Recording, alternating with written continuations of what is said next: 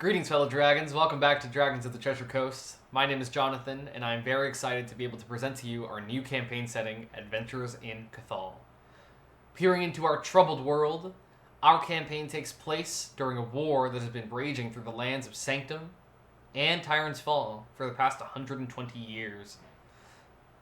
Appropriately named the Starving War due to its incredibly long duration and it being a war of attrition.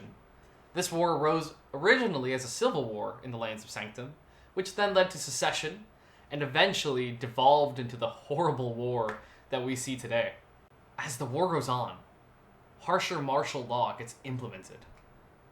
It becomes incredibly difficult to do just about anything without, especially Sanctum's, armies knowing.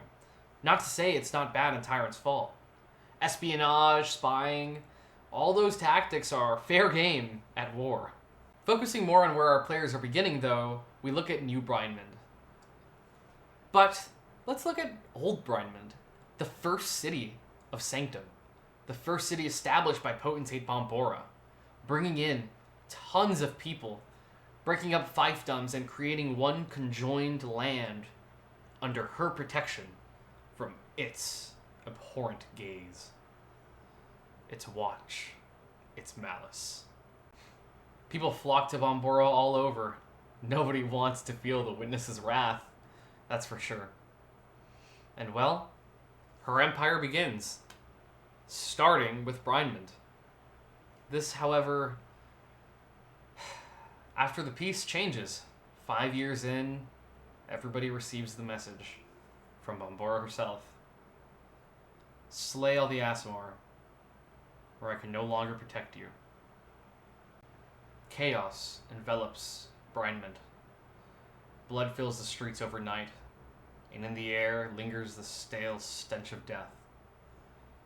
Word gets around quickly in Brinemund. There's no doubt about that. Time passes and the nightmare's over, or so people think, as the tragedy finally comes to an end. Hundreds of Aasimars slain. There comes a rumor, a thought, a fear that the people of Brinemund begin to have. What if there are still Aasimar here? What if they're disguised as humans or elves? It wouldn't be that hard. And if the Aasimar are here, then what's protecting us? And well, word gets quickly around in Brinemund. That never changes. So a new genocide begins. Humans and elves are hunted down, chased out of the city, and those that don't make it are burned, staked, hung. All terrible ways to go. The ones that flee south flee into the woods, which appropriately get named the hunting grounds for the future that will become of tracking down these Aasimar. And the ones that flee north will either die in the Divide, die in the ocean, or just the very few will make it past and found Tyrant's Fall, Bombora's opposition, and the rebellion to boot. There's just one thing currently. Bombora's been missing for 80 years.